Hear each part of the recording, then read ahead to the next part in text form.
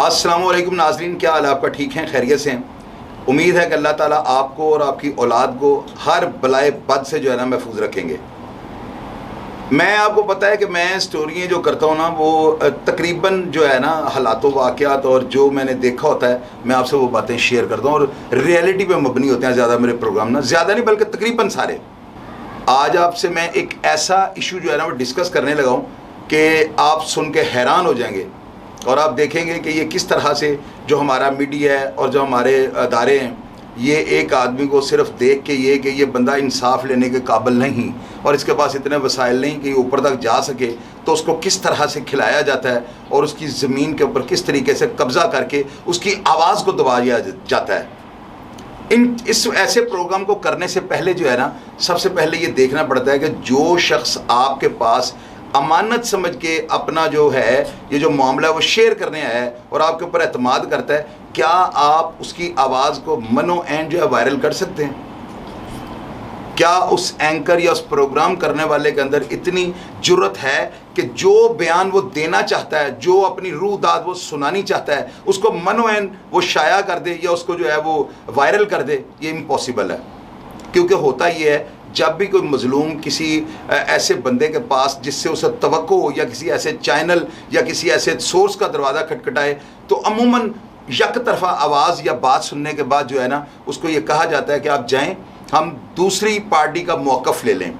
तो जो ही मौक़िफ़ लेने की बारी आती है तो करप्शन स्टार्ट हो जाती है और हर बंदा अपनी औकात और अपने रेट के मुताबिक एक मुतालबा और डिमांड पूरी हो जाने के बाद अब लब कुशाई कर लेता है, एक लफ्ज़ उस बंदे के ख़िलाफ़ नहीं बोलता।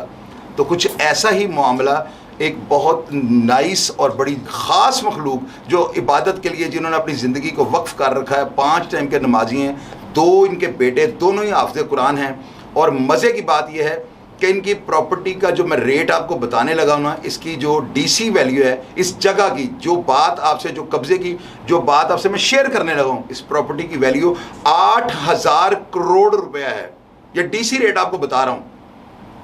अब इतनी बड़ी ज़मीन का मालिक मेरे पास कैसे आ गया? अगर वो मालिक है तो आपको ये अंदाज़ा है ना कि वो मालिक है तो क्या मैं प्रोग्राम वायरल करने लगा हूँ या उनकी आवाज़ जो है मैं हुकामे बाला तक पहुँचाने लगा हूँ? मैं इतना बुद्धू या इतना सीधा तो नहीं कि कोई बंदा मुझे 2 नंबर डॉक्यूमेंट्स दिखा के तो अपनी आवाज़ जो है वो 2 नंबर तरीके से जो है गलत जो है प्रोपेगेंडा करे किसी के ख़िलाफ़। ये पॉसिबल नहीं है। मैंने इनके तमाम डॉक्यूमेंट्स जो हैं उनको मैंने देख लिया है, तमाम डॉक्यूमेंट्स वेरीफाई हैं। एक जगह को अपनी मलकियत साबित करने के लिए फ़र्द समेत फ़र्द इनके पास मौजूद है, फ़र्द बराए बै और हर चीज़ जो भी वो उसका जितने भी प्रॉपर्टी से रिलेटेड जो अपनी मलकियत साबित करने के लिए डॉक्यूमेंट्स होते हैं वो इनके पास अवेलेबल हैं। मैं आपको अभी तरतीब से स्क्रीन पे ये सारे मैं आपको डॉक्यूमेंट्स अभी रोक के आपको सारे डॉक्यूमेंट्स में यकमुश्त दिखाऊंगा और मैं ये चाहता हूँ सिर्फ इनकी आवाज़, अगर ये हकदार हैं तो इनको हक मिलना चाहिए क्योंकि हमारे CCPO साहब ने ये खुले लफ्ज़ों में कहा हुआ है बदमाशों के ख़िलाफ़ या जिन लोगों के ख़िलाफ़ मुकदमात हैं CCPO साहब उनके ख़िलाफ़ मसाजिद में ऐलान करवाते हैं। अगर CCPO साहब इतने ही माशाल्लाह दयानतदार हैं और मुझे यकीन है कि इस प्रोग्राम के वायरल होने के बाद इनको लाजमी बुलाया जाएगा क्योंकि इनका ये कहते हैं कि अगर मैं ख़ुद को मालिक उस जगह का साबित ना कर सका तो मुझे उसी जगह में कब्र बना के दरगोर कर दिया जाए। एक दफ़ा इन्होंने अपनी आवाज़ जो है उन लोगों काबज़ीन तक पहुँचाई, उनसे मीटिंग की। उस मीटिंग का नतीजा क्या निकला कि इनको थाना वाले साथ ले गए और बाप को बेटे के सामने नंगा करके थाने में बिठा दिया। ये सारी बातें वो हैं जो अपने मुंह से आपको सुनाएंगे। तो मैं हामिद साहब को ये कहता हूँ कि ये अपनी रूह दाद जो आप बीती, जो इस प्रॉपर्टी के मतलब ये कहना चाहते हैं खुलकर कहें। मैं इनकी आवाज़ आप तमाम भाइयों तक पहुंचाऊंगा और आप नीचे कमेंट बॉक्स में इस बात को, इसके बारे में जो आप राय और जो पुलिस या अदारों के बारे में रवैये के बारे में सोच रखते हैं वो नीचे कमेंट बॉक्स में कर दीजिएगा। वीडियो को ज़्यादा से ज़्यादा शेयर कीजिएगा ताकि इनकी आवाज़ हुकामे बाला तक पहुँच जाए और उनके दरो दीवार हिल जाएँ। कितनी बड़ी ज़्यादती! क्या यार अगर उन लोगों के पास करोड़ों रुपए है तो इनको इनका हक नहीं मिलना चाहिए? तो मैं प्रोग्राम का आगाज़ करता हूँ। हामिद साहब सबसे पहले आप अपना तारुफ करवाएं और हमारे व्यूवर्स को ये बताएं कि आपका मौजूदा कारोबार क्या है। जी हामिद साहब, मैं आपको जी पूरा जो है ना मैं आपको मौका देता हूँ, आप अपनी बात जो है खुल के वायरल करें। जो इस प्रॉपर्टी के मुतल्लिक आपकी रूह दाद है आप उसे बयान करें जी। शुरू करें माशाल्लाह। बिस्मिल्लाहिर्रहमानिर्रहीम। मैं जी साढ़े जो बहुत ज़्यादा जगह सी 576 कनाल जगह गुलबर्ग ਦੇ ਵਿੱਚ ਜਿਹਦੇ ਵਿੱਚ ਹੁੰਦਾ ਸੀ ਜਿੱਥੇ ਬਣਿਆ ਹੈ ਇਹ ਵੀ ਸਾਡੀ ਜ਼ਮੀਨ ਦੇ ਉੱਤੇ ਮੇਰੇ ਵਾਲਾ ਦੇ ਨਾਂ ਤੇ ਦੀਆਂ ਫਰਦਾਂ ਨੇ। ਇਹ ਬਹਾਦੁਰਲਾ ਪਟਵਾਰੀ ਦੇ ਨੇ ਕੋਲ ਇਹਨੇ ਮੇਰੇ ਸਾਹਮਣੇ ਕਾਗਜ਼ ਪੁੱਟ ਕੇ ਰੱਖੇ ਹਨ। ਖਾਲਦ ਆਜ਼ਾਦ ਨਾਸਰ ਭੋਲੂ ਦਾ ਦੋਸਤ ਹੈ, ਇਹਦੇ ਘਰ ਬੈਠ ਕੇ ਇੱਥੇ ਅਸਕਰੀ 5 ਦੇ ਵਿੱਚ ਬ੍ਰਿਗੇਡੀਅਰ ਹਾਊਸ ਦੇ ਵਿੱਚ 77 ਨੰਬਰ ਦੇ ਵਿੱਚ ਕੋਠੀ ਵਿੱਚ ਬੈਠ ਕੇ ਇੱਥੇ ਕਾਗਜ਼ ਮੈਨੂੰ ਇਹਨੇ ਕਿਹਾ ਸੀ ਤੇਰੀਆਂ ਦੋ ਜਗ੍ਹਾ ਦੇ ਪ੍ਰਾਪਰਟੀਆਂ ਇੱਕ ਅਸਕਰੀ 5 ਦੇ ਅੱਗੇ 27-14 MPA ਨੂਨ ਲੀਗ ਦਾ ਪਲਾਜ਼ਾ ਬਣਦਾ ਪਿਆ, ਉਹਦੀ 12 ਕਨਾਲ ਜਗ੍ਹਾ 100 ਕਨਾਲ ਮਿਲਟਰੀ ਨੇ ਮੇਰੀ ਲਈ ਹੈ, 12 ਕਨਾਲ ਉਹਦੇ ਥੱਲੇ ਆ ਗਈ, ਉਹ ਬਣਾਉਂਦਾ ਪਿਆ ਪਲਾਜ਼ਾ। ਇਹ ਹੁੰਦੇ ਥੱਲੇ ਨੇ ਮੈਨੂੰ ਕਹਿੰਦੇ ਮੈਂ ਤੈਨੂੰ 50 ਕਰੋੜ ਰੁਪਇਆ ਦਵਾਂਗਾ। ਫਿਰ ਮੈਨੂੰ ਨਾ 50 ਕਰੋੜ ਰੁਪਏ ਗੱਲ ਕਰਕੇ ਮੇਰਾ ਇੱਕ ਦੋਸਤ ਹੈ ਅਮਜਦ ਕਰਾਕਰੀ ਵਾਲਾ, ਉਹ ਕਹਿੰਦਾ ਯਾਰ ਇਹਨੂੰ ਪੈਸੇ ਦਵਾਉਣ ਤੇ ਦਿਲ ਨਹੀਂ ਕਰਦਾ, ਤੂੰ ਤੇ ਮੈਂ ਰਲ ਕੇ ਖਾਲੀ ਇਹਦੇ ਕੋਲ ਸਾਈਨ ਲੈ ਲੈ। ਹੁੰਡੇ ਵਾਲੇ ਕੋਲ ਮੈਂ ਤੇ ਮੇਰਾ ਮੈਂ ਨਹੀਂ ਗਿਆ, ਮੇਰਾ ਬੇਟਾ ਗਿਆ। ਮੇਰੇ ਬੇਟੇ ਨੇ ਕਿਹਾ ਕਿ ਜ਼ਮੀਨ ਸਾਡੀ ਹੈ ਤੇ ਯਾਰ ਤੈਨੂੰ ਉਹਨੂੰ ਕਹਿੰਦਾ ਜੇ ਤੁਹਾਡੀ ਨਹੀਂ ਹੈਗੀ ਫਿਰ ਵੀ ਤੁਹਾਨੂੰ ਮੈਂ ਕਰੋੜ 1.5 ਕਰੋੜ ਰੁਪਇਆ ਦਵਾ ਦੇਣਾ ਵਾ, ਦੇ ਦੇਣਾ ਵਾ। ਉਹਨੇ ਕਿਹਾ ਜੇ ਸਾਡੀ ਨਹੀਂ ਹੈਗੀ ਤੇ ਫਿਰ ਸਾਨੂੰ ਦੁਕਾਨ ਦੇਣੀ ਹੂੰ। ਇੰਨੀ ਥੋੜ੍ਹੀ ਜਿਹੀ ਤਲਬ ਹੋ ਗਈ, ਇਹਨੇ 15 ਤੇ ਫੋਨ ਕੀਤਾ ਜੀ। ਇਹਨੇ 15 ਤੇ ਫੋਨ ਕੀਤਾ, 15 ਮੇਰੇ ਬੇਟੇ ਨੂੰ ਫੜਵਾਤਾ। ਮੈਂ ਥਾਣੇ ਗਿਆ, ਜਈਆ ਥਾਣਾ ਸੀ, FC ਕਾਲਜ ਦਾ ਥਾਣਾ ਸੀ, ਉੱਥੇ ਜਈਆ ਥਾਣਾ ਨੂੰ ਫੜ ਕੇ ਮੈਂ ਫੜ ਕੇ ਗਿਆ, ਮੈਨੂੰ ਫੜ ਕੇ ਉਹਨੇ ਥਾਣੇ ਮੈਨੂੰ ਵੀ ਨੰਗਾ ਕਰਕੇ ਬਾਹਰਤਾ। ਐਡੇ ਵੱਡੇ ਬੰਦੇ ਨਾਲ ਕਹਿੰਦਾ ਟੱਕਰ ਲਈਓ, ਅਰਬਾਪਤੀ ਬੰਦੇ ਦੇ ਨਾਲ ਤੂੰ। ਔਰ ਮੇਰੇ ਸਾਹਮਣੇ ਉਹਨੇ ਇਹਨੂੰ, ਉਹਦਾ ਮੈਨੇਜਰ ਸੀ ਆਜ਼ਾਦ, ਉਹਨੇ 5-5 ਹਜ਼ਾਰ ਦੇ ਨੋਟ ਇਹਨੂੰ ਫੜਾਏ ਨੇ, ਪਤਾ ਨਹੀਂ ਕਿੰਨੇ ਹੋਣੇ ਨੇ। ਉਹ ਤਫਤੀਸ਼ੀ ਨੂੰ ਉਹਨੂੰ ਠਾਣਦਾ ਨੂੰ ਜਿਹੜਾ ਨੂੰ ਤਸ਼ਵੀਸ਼ੀ ਜਿਹੜਾ ਸਾਨੂੰ ਫੜ ਕੇ ਜਿਹਨੇ ਮੇਰੇ ਬੇਟੇ ਨੂੰ ਫੜ ਕੇ ਲਿਆ। ਮੈਂ ਤਾਂ ਵੈਸੇ ਹੀ ਉਹਨੂੰ ਕਿਹਾ ਕਿ ਇਹਨੂੰ ਕਿਉਂ ਫੜੇ ਤੇ ਮੈਨੂੰ ਵੀ ਫੜ ਕੇ ਬਾਲਿਆ। ਜ਼ੋਰ ਦਾ ਟਾਈਮ ਹੋਇਆ, ਸਾਨੂੰ ਨੰਗਾ ਪਾਇਆ ਸੀ ਉਹਨੇ, ਜ਼ੋਰ ਦਾ ਟਾਈਮ ਹੋਇਆ। ਦੋਵਾਂ ਇੱਕ ਪਾਸੇ ਨੂੰ ਬੰਨ ਕੇ 2014 ਚ ਔਰ ਮੈਂ ਕਿਹੜਾ ਨਾਂ ਹੈ, ਮੈਨੂੰ ਜ਼ੋਰ ਦੀ ਨਮਾਜ਼ ਨਹੀਂ ਪੜ੍ਹਨ ਦਿੱਤੀ। ਮੈਂ ਉਹਨੂੰ ਕਿਹਾ ਯਾਰ ਮੈਂ ਨਮਾਜ਼ ਪੜ੍ਹਨੀ ਹੈ ਤੇ ਉਹਨੇ ਮੈਨੂੰ 4-5 ਗਾਲਾਂ ਕੱਢ ਕੇ ਕਹਿੰਦਾ ਅਰੇ ਪੱਤੀ ਨਾਲ ਚੱਕਰ ਲੈ ਕੇ ਤੈਨੂੰ ਮੈਂ ਨਮਾਜ਼ ਪੜ੍ਹਵਾਉਣਾ ਵਾ। ਮੈਂ ਕਿਹਾ ਇਹਨੂੰ ਨਮਾਜ਼ ਦਾ ਪੱਤੀ ਨਾਲ ਕੀ ਲੱਗੇ, ਨਾ ਮੈਨੂੰ ਜ਼ੋਰ ਦੀ ਪੜ੍ਹਨ ਦਿੱਤੀ ਨਾ ਸਭ ਦੀ ਪੜ੍ਹਨ ਦਿੱਤੀ। ਮੈਂ ਮੇਰੇ ਉੱਥੇ ਹਾਰਟ ਅਟੈਕ ਦਾ ਬਹਾਨਾ ਲਾਇਆ, ਫਿਰ ਮੈਂ ਹਸਪਤਾਲ ਗਿਆ, ਉੱਥੋਂ ਫਿਰ ਮੈਂ ਆਇਆ, ਫਿਰ ਮੈਂ ਉਹ ਜ਼ੁਲਫਕਾਰ ਸਾਹਿਬ ਥਾਣੇਦਾਰ ਸਨ ਉਹਦੇ ਕੋਲ ਮੈਂ ਗਿਆ। ਉਹਨੇ ਜਾ ਕੇ ਮੇਰੇ ਬੇਟੇ ਨੂੰ ਬੁਲਾਇਆ ਕਿ ਇਹਨੂੰ ਕਿਉਂ ਫੜਿਆ ਜੀ। ਉਹਨੇ ਕਿਹਾ ਜੀ ਹੁੰਡੇ ਤੇ ਕਬਜ਼ਾ ਕਰਨ ਗਿਆ ਸੀ। ਉਹਨੇ ਕਿਹਾ ਕੋਈ ਕੀ ਬਰਾਮਦ ਹੋਇਆ, ਉਹਨੇ ਕਿਹਾ ਜੀ ਕੁਛ ਨਹੀਂ। ਜ਼ੁਲਫਕਾਰ ਬੱਟ ਸਾਹਿਬ ਜਿਹੜੇ DSP ਬਣ ਗਏ, ਉਦੋਂ ਇੰਸਪੈਕਟਰ ਸਨ ਗੁਲਬਰਗ, ਉਹੀ DSP ਜਿਹੜੇ ਬਣ ਗਏ ਨੇ ਅੱਜ ਕੱਲ੍ਹ, ਆਹੋ ਹੀ। ਇਹਨੇ ਉਹਨੇ ਉਸ ਤੋਂ ਬਾਅਦ ਮੀਆਂ ਸਾਕਬ ਸਨ, ਉਹਨੇ ਮੈਨੂੰ ਪੁੱਛਿਆ, ਉਹਨੇ ਮੈਨੂੰ ਪੁੱਛਿਆ ਕੀ ਹੋਇਆ ਕਰ ਤੂੰ ਉੱਥੇ ਫਿਰਦੇ ਪਏ ਹੋ। ਮੀਆਂ ਸਾਕਬ ਜਿਹੜੇ DSP ਨੇ ਉੱਥੇ, ਉਹਨਾਂ ਨੂੰ ਮੈਂ ਕਿਹਾ ਜੀ ਮੇਰੇ ਬੇਟੇ ਨੂੰ ਨਾ ਅੱਜ ਫੜ ਕੇ ਲੈ ਆਏ ਨੇ। ਉਹ ਮੈਨੂੰ ਉੱਤਰ ਗਿਆ, ਉਹਨਾਂ ਨੇ ਕਿਹਾ ਆਪਣੇ ਦਫ਼ਤਰ 'ਚ ਭਾਇਆ, ਮੈਨੂੰ ਉੱਥੇ ਪਾਣੀ ਸ਼ਾਣੀ ਪਿਆਇਆ। ਮੈਨੂੰ ਪੁੱਛਿਆ ਤੇਰੇ ਬੇਟੇ ਨਾਲ ਤੁਹਾਡਾ ਹੁੰਡੇ ਨਾਲ ਕੀ ਰਫੜ ਹੈ। ਮੈਂ ਯਾਰ ਹੁੰਡੇ ਵਾਲਿਆਂ ਦਾ ਨਾ, ਮੇਰੀ ਜ਼ਮੀਨ ਮੇਰੀ ਹੈ, ਹੁੰਡਿਆਂ ਦੀ ਜ਼ਮੀਨ ਮੇਰੀ ਹੈ ਤੇ ਮੈਂ ਐਡਾ ਹੀ ਹੈਗਾ ਕਿ ਪਾਕਿਸਤਾਨ 'ਚ ਕਮਜ਼ੋਰ ਆਦਮੀ ਨੂੰ ਕਿਸੇ ਦਾ ਕੋਈ ਹੱਕ ਨਹੀਂ ਮਿਲਦਾ। ਐਡਾ ਜ਼ਾਲਮ, ਪੈਸੇ ਵਾਲਾ ਐਡਾ ਹੀ ਜ਼ਾਲਮ ਹੈ। ਲੇਕਿਨ ਮੇਰੀ ਇਮਰਾਨ ਖਾਨ ਅੱਗੇ ਤੇ ਜਨਰਲ ਬਾਜਵਾ ਅੱਗੇ ਤੇ CCP ਲਾਹੌਰ ਹੈ, ਕਿਉਂਕਿ ਮੈਨੂੰ ਪੁਲਿਸ ਵਾਲਿਆਂ ਦਾ ਮੇਰਾ ਇਤਬਾਰ ਨਹੀਂ ਹੈਗਾ, ਇਤਮਾਦ ਨਹੀਂ ਹੈਗਾ ਕੋਈ। ਮੈਂ ਪੁਲਿਸ ਵਾਲਿਆਂ ਨੂੰ ਨਾ ਯਕੀਨ ਜਦੋਂ ਜਿੱਡੇ ਇਹ ਪੁਲਿਸ ਵਾਲਿਆਂ ਮੈਂ ਤੁਹਾਨੂੰ ਕੋਈ ਲਫ਼ਜ਼ ਨਹੀਂ ਇਸਤੇਮਾਲ ਕਰਦਾ। ਹਾਮਿਦ ਸਾਹਿਬ ਤੁਸੀਂ ਮੈਨੂੰ ਪਲੀਜ਼ ਇਹ ਦੱਸਣਾ ਪਸੰਦ ਕਰੋਗੇ ਕਿ ਤੁਸੀਂ ਇਸ ਤੋਂ ਪਹਿਲੇ ਜਿਹੜਾ ਹੈ ਤੁਸੀਂ ਕਿਸੇ ਅਦਾਰੇ ਦੇ ਕੋਲ ਗਏ ਹੋ, ਅਦਾਲਤ 'ਚ ਕੋਈ ਰਜੂ ਕਰਨ ਦੀ ਕੋਸ਼ਿਸ਼ ਕੀਤੀ ਹੈ, ਕਿਸੇ ਪੁਲਿਸ ਆਫਿਸਰ ਨੂੰ ਕੋਈ ਦਰਖਾਸਤ ਵਗੈਰਾ ਦਿੱਤੀ ਹੈ ਕਦੀ? ਜੀ ਸਰ, ਮੈਂ ਨਾ 2014 ਜੀ ਅਸੀਂ ਨਾ ਇੱਥੇ ਦਰਖਾਸਤ ਦੇਣ ਗਏ ਹਾਂ ਤੇ ਉਹ ਵਕੀਲ ਸਾਹਿਬ ਜ਼ਿੰਦਾ ਨੇ ਜੀ, ਉੱਥੇ ਅਸੀਂ ਦਰਖਾਸਤ ਵੀ ਉਹਨਾਂ ਨੇ ਦਿੱਤੀ ਸੀ। ਉਹਨਾਂ ਨੂੰ ਹਾਈ ਕੋਰਟ 'ਚੋਂ ਇੱਕ ਵਕੀਲ ਦਾ ਫੋਨ ਆਇਆ ਕਿ ਹਾਮਦ ਤੇਰੇ ਕੋਲ ਕਿਉਂ ਆਇਆ। ਉਹਨੇ ਕਿਹਾ ਮੇਰਾ ਕਲਾਇੰਟ ਹੈ, ਮੇਰੇ ਕੋਲ ਹੁੰਡੇ ਵਾਲਿਆਂ ਦੀ। ਉਹਨੇ ਕਿਹਾ ਤੂੰ ਹੁੰਡੇ ਵਾਲਿਆਂ ਦਾ ਕੇਸ ਨਹੀਂ ਲੜਨਾ, ਤੇਰਾ ਹਿੱਸਾ ਤੈਨੂੰ ਪਹੁੰਚ ਜਾਏਗਾ, ਜੇ ਲੜੇਗਾ ਤੇ ਤੇਰੇ ਬੱਚੇ ਮਰਵਾ ਦੇਵਾਂਗੇ। ਅੱਛਾ। ਔਰ ਮੈਨੂੰ ਵੀ ਹੁੰਡੇ ਵਾਲੇ ਨੇ ਇੱਕਦਮ ਮਰਵਾਉਣ ਵਾਸਤੇ ਇੱਕ ਗੁਜਰਾਤ ਦਾ ਜੱਦਾ ਗੁੱਜਰ ਬਦਮਾਸ਼ ਸੀ, ਉਹਨੂੰ ਭੇਜਿਆ। ਉਹਨੇ ਮੈਨੂੰ ਮਿਲਿਆ ਆਣ ਕੇ, ਉਹਨੇ 96 ਦੀ ਗੱਲ ਹੈ, ਉਹਨੇ ਮੈਨੂੰ ਕਿਹਾ ਯਾਰ ਮੈਂ ਤੈਨੂੰ ਮਾਰਨ ਵਾਸਤੇ ਆਇਆ, ਮੈਨੂੰ ਤੇਰੇ ਪੈਸੇ ਮਿਲੇ ਨੇ, ਲੇਕਿਨ ਮੈਂ ਨਾ ਤੈਨੂੰ ਨਾ ਮੈਂ ਤੇਰੀ ਫੀਲਡਿੰਗ ਵੇਖ ਕੇ ਮੈਂ ਤੇਰੀ ਫੀਲਡਿੰਗ ਕੀਤੀ ਹੈ, ਤੇਰੀ ਚਾਲ ਚੱਲਣ ਵੇਖ ਕੇ ਮੇਰਾ ਦਿਲ ਨਹੀਂ ਕੀਤਾ ਤੈਨੂੰ ਮਾਰਨ ਨੂੰ। ਤੇ ਤੂੰ ਤੇਰੀ ਜਗ੍ਹਾ ਜੇ ਮੈਂ ਕਹਿੰਦੀ ਯਾਰ ਮੈਂ ਜਗ੍ਹਾ ਕਿਸੇ ਬਦਮਾਸ਼ ਨੂੰ ਨਹੀਂ ਕਹਿਣਾ, ਲੜਾਈ ਝਗੜਾ ਨਹੀਂ ਕਰਨਾ। ਜੇ ਉਹਨਾਂ ਦਾ ਨੁਕਸਾਨ ਹੋ ਜਾਵੇ, ਜੇ ਮੇਰਾ ਨੁਕਸਾਨ ਹੋਵੇ, ਫਿਰ ਜਗ੍ਹਾ ਨਾ ਇੰਝ ਹੀ ਪਈ ਰਹੇ, ਕੋਈ ਗੱਲ ਨਹੀਂ, ਨੁਕਸਾਨ ਨਹੀਂ ਹੋਣਾ ਚਾਹੀਦਾ, ਨਾ ਉਹਦਾ ਹੋਵੇ ਨਾ। ਅੱਛਾ, ਮੈਨੂੰ ਤੁਸੀਂ ਇਹ ਦੱਸੋ ਕਦੀ ਤੁਸੀਂ ਇਹ ਕੋਸ਼ਿਸ਼ ਕੀਤੀ ਹੈ? ਤੁਸੀਂ ਮੈਨੂੰ ਦੱਸਿਆ ਕਿ ਤੁਸੀਂ ਇੱਕ ਵਾਰ ਸਿਟੀ 42 ਦਾ ਗਾਲਬਨ ਦਫ਼ਤਰ ਗਏ। ਮੈਂ ਸਿਟੀ 42 ਦਫ਼ਤਰ ਗਿਆ, ਲੇਕਿਨ ਉਹਨਾਂ ਨੇ ਮੇਰੀ ਗੱਲ ਨਾਲ ਤੋੜ ਮਰੋੜ ਕੇ ਨਾ ਦੱਸੀ ਸੀ। ਇਸ ਲਈ ਮੈਂ ਕਦੀ ਕਿਸੇ ਚੈਨਲ ਨੂੰ, ਕਿਸੇ ਐਂਕਰ ਨੂੰ, ਕਿਸੇ ਨਾਲ ਰਾਬਤਾ ਨਹੀਂ ਕਰਨਾ। ਤੁਹਾਡਾ ਮੈਂ ਵੇਖਦਾ ਰਿਹਾ ਵਾਂ, ਮੇਰਾ ਦਿਲ ਤੁਹਾਡੇ ਤੋਂ ਮੁਤਮਿਨ ਹੋਇਆ, ਤੁਹਾਡੇ ਨਾਲ ਮੈਂ ਆਇਆ ਵਾਂ। ਮੈਨੂੰ ਤੁਸੀਂ ਮੇਰੀ ਆਵਾਜ਼ ਦੇ ਮੈਨੂੰ ਲੱਗਦਾ ਮੇਰੇ ਅੱਲਾਹ ਕਾਮ ਤੱਕ ਪਹੁੰਚਾਓਗੇ। ਅਗਰ ਮੈਂ ਜਗ੍ਹਾ ਦਾ ਮਾਲਕ ਨਾ ਹੋਵਾਂ, ਅਗਰ ਜਗ੍ਹਾ ਦੇ ਮੈਂ ਮਲਕੀਅਤ ਸਾਬਤ ਨਾ ਕਰ ਸਕਾਂ, ਅਗਰ ਹੁਣ ਅਸੀਂ ਜੱਦੀ ਉੱਥੇ ਮਾਲਕ ਨਾ ਹੋਵਾਂ ਤੇ ਮੈਨੂੰ ਉਸੇ ਜ਼ਮੀਨ ਵਿੱਚ ਨਾ ਮੈਨੂੰ ਗੱਡ ਦੇਣਾ, ਦਿੰਦਾ ਦਰਗੋਰ ਕਰ ਦੇਣਾ, ਇਹ ਮੇਰਾ ਤੁਹਾਡਾ, ਤੇ ਨਹੀਂ ਤੇ ਮੇਰਾ ਹੱਕ ਦਿਓ, ਨਹੀਂ ਤੇ ਕਿਆਮਤ ਦਾ ਦਿਨ ਇਮਰਾਨ ਖਾਨ ਤੈਨੂੰ, ਜਨਰਲ ਬਾਜਵਾ ਤੈਨੂੰ ਤੇ ਸੀਸੀ ਪਰ ਤੁਸੀਂ ਜਿਹੜੇ ਬੜੇ ਦਾਅਵੇ ਕਰਦੇ ਹੋ, ਤੁਹਾਨੂੰ ਮੈਂ ਕਿਆਮਤ ਦੇ ਨਾਲ ਲਾ ਕੇ ਕਰਾਂਗਾ ਕਿ ਨਾ ਅੱਗੇ ਮੈਂ ਪੀਲਾਂ ਕੀਤੀਆਂ ਨੇ, ਇਹਨਾਂ ਮੇਰੀ ਸੁਣੀ ਨਹੀਂ।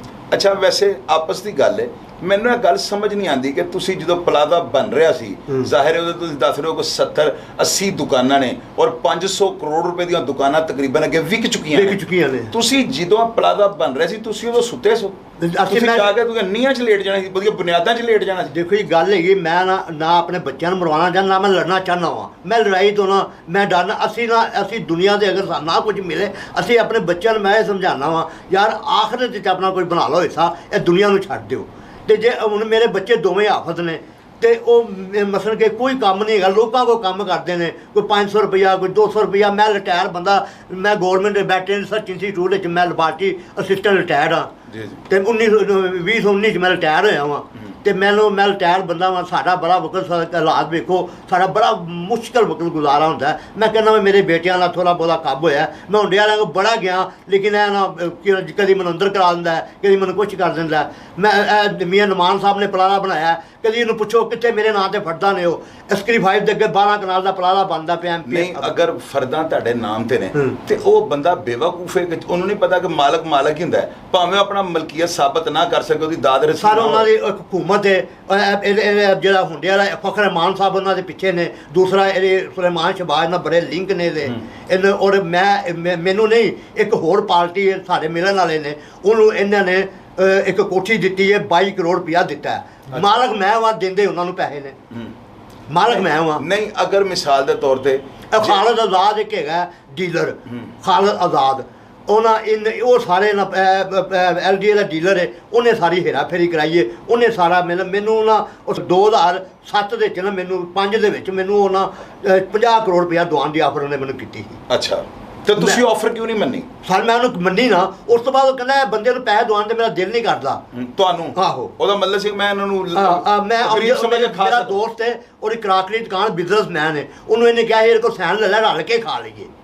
ਯਾਨੀ ਇਹਨੂੰ ਨਹੀਂ ਦੇਣੇ? ਇਹਨੂੰ ਨਹੀਂ ਦੇਣੇ, ਇਹ ਲੈ ਨਹੀਂ ਸਕਦਾ। ਨਹੀਂ, ਇਹ ਮਸਲ ਕਿ ਮੈਂ ਅਸਲੀ ਜ਼ਮੀਨ ਨਹੀਂ ਲੈ ਸਕਦਾ ਕਿ ਮੈਂ ਕਿਸੇ ਪਹੁੰਚਾਂ, ਮੇਰੀ ਅਪਰੋਚ ਕੋਈ ਨਹੀਂ, ਮੈਨੂੰ ਕੋਈ ਅੰਦਰ ਨਹੀਂ ਵੜਨ ਦਿੰਦਾ। ਮੈਨੂੰ ਕੋਈ ਇੰਸਪੈਕਟਰ ਨੂੰ ਮਿਲਣਾ ਹੋਵੇ ਤਾਂ ਉੱਥੇ ਸਿਪਾਹੀ ਧੱਕੇ ਮਾਰ ਕੇ ਬਾਹਰ ਕਰ ਦਿੰਦੇ ਨੇ। ਮੈਂ ਮਸਲ ਕਿ ਇਹ ਇੱਥੇ ਸ਼ਰੀਫ ਆਦਮੀ ਦੀ ਪਾਕਿਸਤਾਨ ਵਿੱਚ ਇੱਜ਼ਤ ਹੈ, ਇਹ ਉਹਦੀ ਜ਼ਿੰਦਗੀ ਹੈ।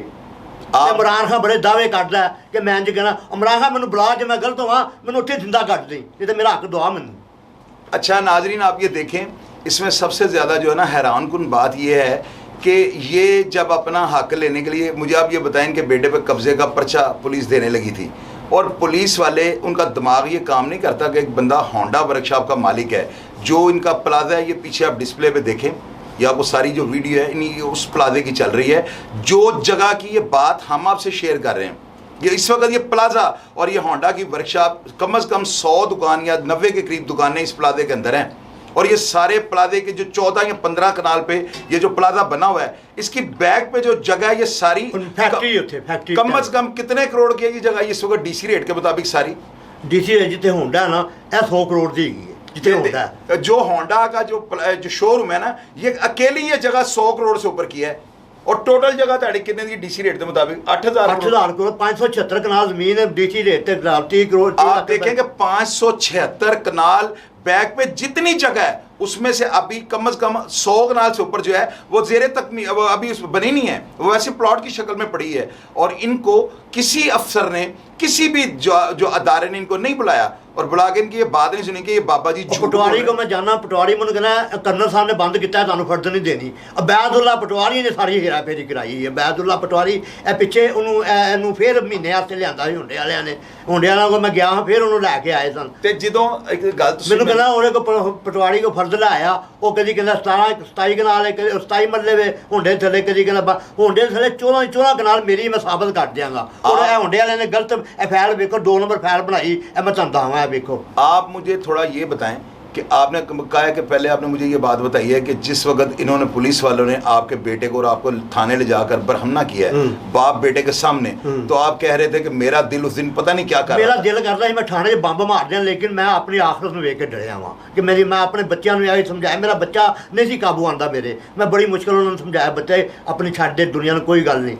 नाजरीन आप ये देखें, ये जगह आज से 100 साल बाद इस जगह के ऊपर कोई ऐसा इंसान नहीं रह रहा होगा जो हमें ज़ाती तौर पे जानता होगा। अब आप देखें इसी जगह के लिए दुनिया का माल दुनिया पे रह जाना है, कितनी बड़ी जलालत है कि इन जैसे ये देखें आप इनका चेहरा ज़रा एक दो गौर से देखें, क्या आप इनका चेहरा देख के ये बात कह सकते हैं कि ये इंसान फ्रॉडिया या नौसरबाज होगा?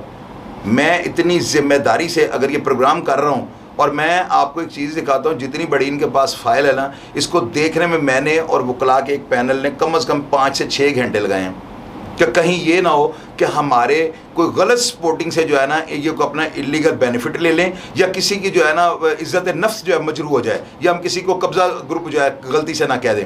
इन सब चीज़ों को मद्देनज़र रख कर मैंने इनका प्रोग्राम किया। आप ये देखें नाजरीन, इनके बाप को बेटे के सामने सिर्फ इसी वजह से नंगा करके थाने में बिठा दिया गया है और इनके सामने 5-5 हज़ार की कॉपी, ये कसम खा के बात कर रहे हैं, पुलिस वालों ने जेब में डाली है और इनको धक्के देकर थाने से निकाल दिया। इंस्पेक्टर साहब ने दस्या भी थी कि इन्होंने पैसे दिते, इन्होंने 5-5 हज़ार की ठंडी थानेदार। तो नाजरीन आप ये देखें, क्या नमाज नहीं बंद दी, जोर असर दिया मुसलमान जे तुसी, तो क्या ये खुला मुसलमान जे ये या ना ये थानेदार दा, तो क्या ये खुला ताजाद नहीं? मुझे आप ये बताएं कि एक पाकिस्तानी यार वो बंदा, अभी आप ना सबसे पहले ये देखें केस की फाइल देखें, 1941 तो 42 मेरे दादे के नाम से, 1900 अगे मेरे 58 जमाबंदी मेरे वालद के नाम से आ गई, 1997 मैं दरखास्त दी DC साहब ਨੂੰ, तारक खान DC सी उन्होंने दरखास्त दी, मेरे नाम से इंतकाल चले तो मैंने जगह क्यों नहीं देंगे, जगह क्यों नहीं देंगे? पटवारी को जाओ, गल नहीं सुनता। मैं नैब से भी दरखास्त दी, नैब ने भी पटवारी का, लेकिन पटवारी गल। नाजरीन ये देखें, ये इनका इंतकाल भी चढ़ा हुआ है, मेरे नाम से इंतकाल चढ़ा है और इन डॉक्यूमेंट्स की तस्दीक मैं करता हूँ कि ये डॉक्यूमेंट्स बिल्कुल इनके जेन्युइन है। मेरे साडी जद्दी प्रॉपर्टी लगी होंदी, मैं ना अगर मैं किसी प्रॉपर्टी का मालक ना निकला तो मैं तुहानूं यह कहना कि मैं जे एक गल भी गलत होवे तो मैनूं उसे जमीन ते ले जाके ना मैं लिख दे, कोई मेरा कोई उधर नहीं, मैनूं गड़ दे उत्थे ले भी मैनूं एलमा हुंडे वालियां ने 2 नंबर फाइल बनाई जे, वेखो मैं तुहानूं दसां, सारी देखो उन्हें 2 नंबर की डैवो की रजिस्ट्री करा के ते मेरे उहदे ते कब्जा करके बैठा है कि और जिन्नूं डैवो की डैवो वाले ने सैन और टैक्स भी मैं कराए जे, डैवो के टैक्स ते ओहदे टैक्स, और कहता जी इत्थे कोठी होंदी सी, जे कोठी होवे ते कोठी दा टैक्स पे को नहीं, 4 कनाल की कोठी दा टैक्स नहीं होंदा। नाजरीन आप ये देखें, मैंने तो अपने पाकिस्तान के कानून में जो है ना प्रॉपर्टीज़ के केस को जब भी देखा है ना, इसमें एक चीज़ जो है ना कॉमन है, वो ये है केस चलता है, लोग अदालतों से रजू करते हैं, अदालतें क्या करती हैं, जिस वक्त बाप केस करता है ना उस वक्त फ़ाइल जो है ना इसका वेट होता है 25 ग्राम इसका वेट होता है। जब बाप एक दरख्वास्त देता है और उस केस को परसू करता है जो उसकी ज़मीन पे कब्ज़ा हो जाता है, अब जब उसका बेटा आता है फ़ाइल जो है वो हो जाती है, ये हो जाती है 100 ग्राम की, उसके बाद जब आगे उसका बेटा आ जाता है फ़ाइल हो जाती है 2-3 किलो की, और इसी तरह ये फ़ाइल 5 किलो 10 किलो और वेट इसका बढ़ता जाता है। एंड क्या होता है? एंड ये होता है कोई उस जो प्रॉपर्टी का वारिस है ना, एक कोई ऐसा नशे या कोई ऐसा लावारिस या लागर्ज़ इंसान पैदा हो जाता है जो इन कागज़ात को जिन पे उसको हक़ नहीं मिलता, उसके आबाओ अजदाद उसको ज़रूर बताते हैं कि हम इस प्रॉपर्टी के वारिस थे, हमने ये अदालत में केस कर दिया हुआ है, एक दिन आएगा ये प्रॉपर्टी हमारी हो जाएगी। वो लागर्ज़ आदमी या वो बंदा वो इस चीज़ से फेडअप हो गए इन कागज़ात को बास्केट की नज़र कर देता है, और जो लोग उस जगह पर काबज़ होते हैं वो उस जगह को अपने बाप और दादे की मलकियत समझ के उसके कागजात तो उन्होंने ऑलरेडी 2 नंबर पहले ही तैयार किए होते हैं, चूँकि उनको परसू चैलेंज कोई नहीं करता, तो एक टाइम पे जो है ना वो बिल्कुल दुकानें देखे उन्होंने बेच दी। 500 करोड़ रुपए मालियत की 100 से 80 दुकानें इस प्लाजे में बिक गई हैं। अब ये क्या होता है, आपने अक्सर प्रोग्राम देखे हैं, बहुत बड़े बड़े एंकर उनके जो खुफिया कैमरों से जो वीडियोस बनी हैं उनमें वो देखा उन्होंने बहुत बड़े बड़े जो है इन्वेस्टर प्रॉपर्टी के बहुत बड़े बड़े पाकिस्तान के एशिया के बड़े सगीर के नाम उनको ला के अपने प्रोग्राम्स में बताया, और प्रोग्राम सारे प्लांटेड हैं, उनकी खुफिया कैमरों से अपनी रिकॉर्डिंग हो गई है कि जी इनसे फ़लाँ सवाल पूछना, इनसे फ़लाँ सवाल नहीं पूछना। यकीनन आप मेरा इशारा समझ गए होंगे कितने बड़े बड़े टीवी एंकर जो हैं इनकी आवाज़ को दबा दिया जाता है, लेकिन मैंने आपसे हमेशा वादा किया और मैं आज तक इस बात पे बिल्कुल कायम दायम हूँ मैंने इनसे ये वादा किया था कि मैं इस काबिल नहीं हूँ, मेरी मस्कीन की आवाज़ पे कहाँ पे कोई एक्शन होना है, लेकिन ये है कि मैं आपसे वादा करता हूँ आपका एक लफ्ज़ जो है मैं नहीं काटूंगा। आपने पंजाबी में बोलना है, जैसे जिस लहजे में बोलना है, मैं वो मनोएन जो है ना पब्लिक तक पहुँचा दूंगा। तो आप ये देखें, हमारे पाकिस्तान के कानून के ऊपर कोई सवालिया निशान नहीं। मैं अपने इमरान खान वज़ीर आज़म पाकिस्तान को, जिनके ऊपर मैं खुद यकीन रखता हूँ कि वो कब्ज़ा माफिया के तो बहुत ज़्यादा ख़िलाफ़ हैं, मुस्लिम लीग नून के इतने ताकतवर, वो इतने तनावर दरख्त थे, उनके ऑपरेशन कर दिए। तो क्या ये बंदा, ये जो होंडा का जो मालिक बन के बैठा हुआ है, जिसने बाप और बेटे को चंद रुपये दे के, चंद पैसे दे के और उसका मुंह काला करके इन दोनों बाप बेटों को थाने में नंगा करवा दिया है। बेशक ये 2014 का दौर था, लेकिन पुलिस तो वही थी जो आज भी महकमे में काम कर रही है। कहाँ का इंसाफ है CCPO साहब? ये आपकी कारकर्दगी के ऊपर, आप कल को ये जो इन्होंने बाबा जी ने बात की है ना कि आप अगर आज इनको इंसाफ नहीं देंगे तो क़यामत वाले दिन इनका हाथ जो है ना आपके गिरेबान पे होगा। मेरी अदारों से, मेरी CCPO लाहौर साहब से, मेरे तमाम जो है जितने भी अदारे जिनके नीचे ये प्रॉपर्टी के मामला, chief secretary Punjab, home secretary Punjab, जितने भी हैं, मेरी उनके साथ उन सब के आगे एक बहुत ज़्यादा मुअद्दबाना अपील है कि इस खबर को जो है ना देख कर कम से कम इन बाबा जी को, इनका मोबाइल नंबर मैं डायरेक्टली अपनी स्क्रीन पे ये देखे डिस्प्ले कर रहा हूँ, ये इनका बाबा जी का नंबर है। कोई भी अफसर जो इनको इंसाफ दे सके वो इनसे खुद रब्ता कर ले। मेरा कतई तौर पे एक शुभदाबाजी का बाजार खोलने का मकसद नहीं है। मैं अपना नंबर भी आपको दे सकता हूँ कि जिसने रब्ता करना है या वो दूसरी पार्टी ने रब्ता करना है, लेकिन मैंने कोई ब्लैकमेल करना ही नहीं, मेरा तो मकसद ही कोई नहीं है। मैं तो ये चाहता हूँ कि मेरी आवाज़ खल्क़े खुदा की आवाज़ बन जाए और इनको इंसाफ मिल जाए। प्रोग्राम देखने के लिए मैं आपका हमेशा शुक्रगुजार होता हूँ और एक रिक्वेस्ट आपके आगे करूँगा, इस प्रोग्राम को जो है ना मेरी स्पेशल गुजारिश पर ज़्यादा से ज़्यादा वायरल करें कि CCPO लाहौर और हमारे IG पंजाब इस प्रोग्राम के ऊपर एक्शन करने पर मजबूर हो जाएँ और इनको इंसाफ मिल जाए। अपना ख्याल रखिएगा जी। पाकिस्तान जिंदाबाद।